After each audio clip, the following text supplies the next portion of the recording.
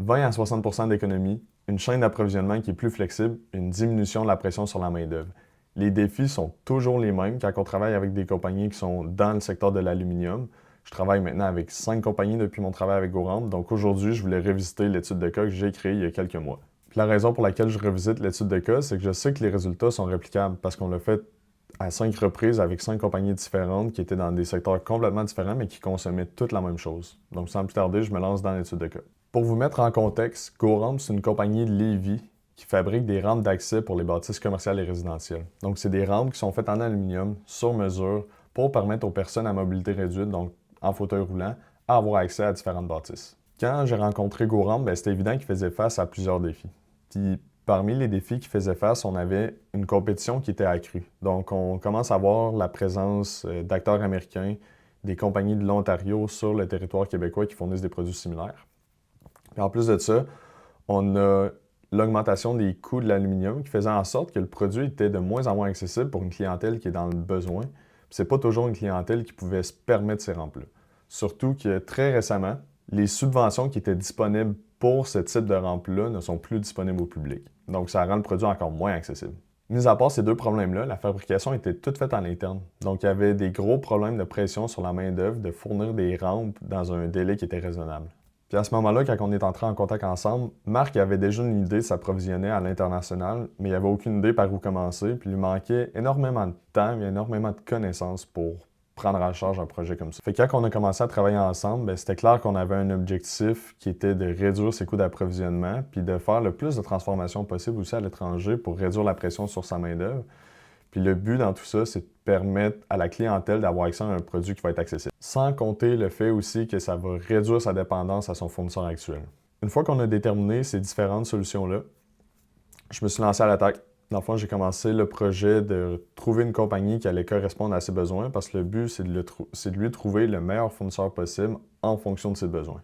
Puis ça, comment on le fait? On le fait en ciblant les pays dans lesquels on va aller s'approvisionner. Ce qui est important à cette étape-ci, c'est de cibler des pays qui vont être à l'abri des surtaxes, qui vont être à l'abri des droits anti-dumping. On cherche un fournisseur qui va être dans un marché stable, chez qui on va pouvoir commander pour les 15 à 20 prochaines années plutôt que les 6 prochains mois seulement. Donc, ça, je le fais à l'aide d'outils, des ressources qui sont gratuites en ligne. On va aller analyser des données, on va aller vérifier les droits, les taxes, les avis des douanes qui sont sortis récemment pour s'assurer de cibler 3 à 4 pays dans lesquels on va pouvoir acheter la marchandise.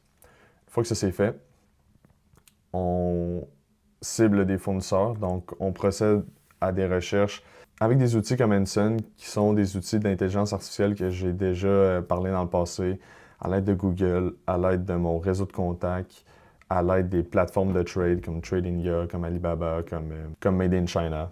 Moi, ce que j'aime bien faire avec ces fournisseurs-là, c'est mettre carte sur table, donc leur donner exactement notre volume d'achat, dire c'est quoi nos objectifs, comment on voit les prochaines années.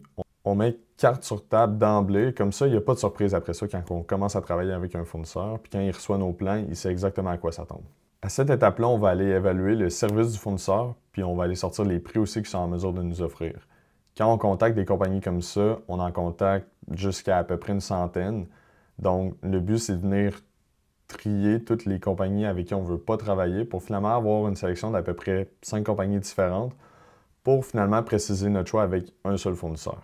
Une fois le fournisseur sélectionné, il y a toutes sortes de vérifications à faire avant de commencer à travailler avec la compagnie. Donc, que ce soit des audits d'usine, des enquêtes de crédit ou même faire des vérifications avec mon réseau de partenaires, on va aller faire toutes les vérifications possibles pour s'assurer que ce soit safe de travailler avec cette compagnie-là.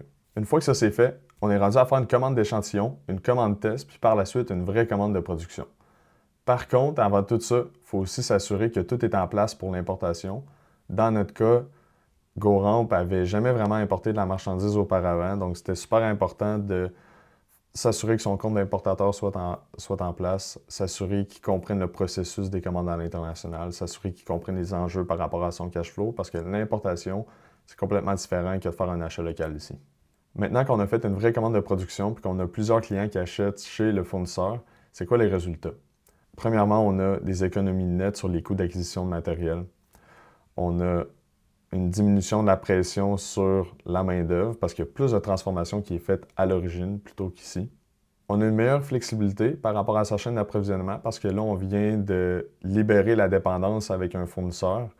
Donc, on est rendu avec un fournisseur principal puis un fournisseur secondaire sur qui on peut s'appuyer aussi. On a une économie qui est recirculée vers la clientèle ou qui peut être réinvestie dans la compagnie. Tout ça ensemble, ça permet d'accélérer la croissance de ces compagnies-là puis d'engager plus de personnes ici au Québec. Puis comme je disais au début, ça semble être des problèmes qui sont communs pour ces compagnies-là qui consomment de l'aluminium au Québec parce que j'ai vu au courant des derniers mois un changement vers des fournisseurs qui sont à l'international. Juste moi, je travaille avec 5 compagnies différentes dans le domaine. Donc, ça fait du sens parce qu'on a des économies, on diminue la pression sur la main-d'œuvre, puis on diminue le risque en étant dépendant d'un seul fournisseur qui est ici.